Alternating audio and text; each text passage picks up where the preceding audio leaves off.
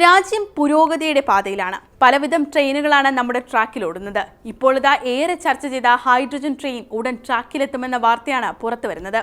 ഇന്ത്യയിലെ ആദ്യത്തെ ഹൈഡ്രജൻ ട്രെയിനിന്റെ നിർമ്മാണം പൂർത്തിയായിരിക്കുകയാണ്. പെരുമ്പൂർ കോച്ച് ഫാക്ടറിയിലാണ് നിർമ്മാണം പൂർത്തിയായത്. പുതിയ ട്രെയിൻ നോർത്തേൺ റെയിൽവേക്ക് കൈമാറിയ ശേഷം ഹരിയാനയിലെ സോനിപത്ത് ജിന്ദ് പാതയിൽ ഇതിന്റെ പരീക്ഷണോട്ടം ഉടനുണ്ടാകുമെന്ന് റെയിൽവേ അറിയിച്ചു. ഇതോടെ ജർമ്മനി, ഫ്രാൻസ്, സ്വീഡൻ, ചൈന എന്നിവർക്കൊപ്പം ഹൈഡ്രജൻ സാങ്കേതികവിദ്യയിൽ പ്രവർത്തിക്കുന്ന ട്രെയിനുകൾ വിന്യസിക്കുന്ന ലോകത്തിലെ 5ാമത്തെ രാജ്യമായി നമ്മുടെ ഇന്ത്യ മാറും.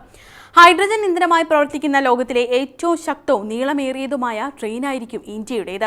ഏകദേശം 2600 യാത്രക്കാരെ വഹിക്കാൻ ശേഷിയുണ്ടാകും. ഓരോ പവർ കാറും പ്രത്യേകം രൂപകൽപ്പന ചെയ്ത സിലിണ്ടറുകളിൽ 350 ബാർ മർദ്ദത്തിൽ 220 കിലോഗ്രാം ഹൈഡ്രജൻ വഹിക്കുമെന്നതാണ് ഈ ട്രെയിനിന്റെ പ്രത്യേകത.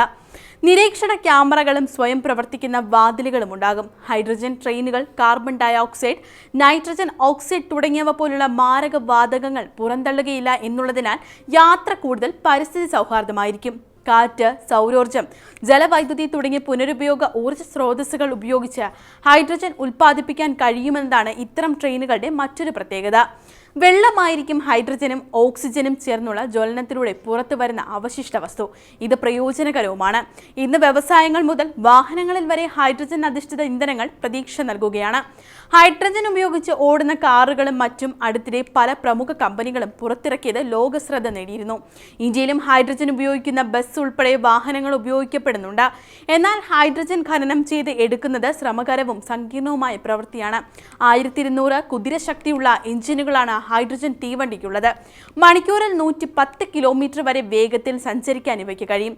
ഡ്രൈവിംഗ് പവർ കാർ എന്നാണ് എഞ്ചിന് പേരിട്ടിരിക്കുന്നത്. ഒരു ഹൈഡ്രജൻ എഞ്ചിൻ നിർമ്മിക്കുന്നതിന് 80 കോടി രൂപയാണ് ചെലവ്. ഇത്തരത്തിലുള്ള 35 എഞ്ചിനുകൾ നിർമ്മിക്കാനാണ് ഇന്ത്യൻ റെയിൽവേയുടെ പദ്ധതി.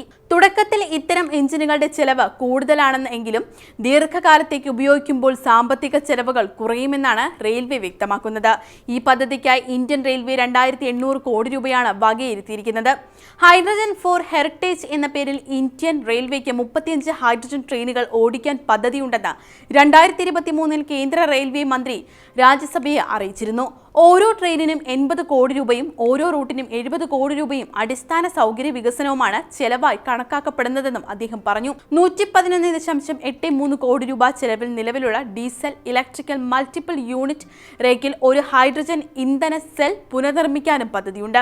ഇതിനു പുറമെ വടക്കൻ റെയിൽവേയുടെ ഭാഗമായ ജിന്ദ് സോനിപത്ത് സെക്ഷനിൽ ഹൈഡ്രജൻ ട്രെയിൻ ഓടിക്കാൻ പദ്ധതിയിട്ടിരിക്കുന്നതിനാൽ അടിസ്ഥാന സൗകര്യ വികസനത്തിനുള്ള ഒരു പൈലറ്റ് പ്രോജക്ട് നടത്താനും ഇന്ത്യൻ റെയിൽവേ അനുമതി നൽകിയിട്ടുണ്ട്.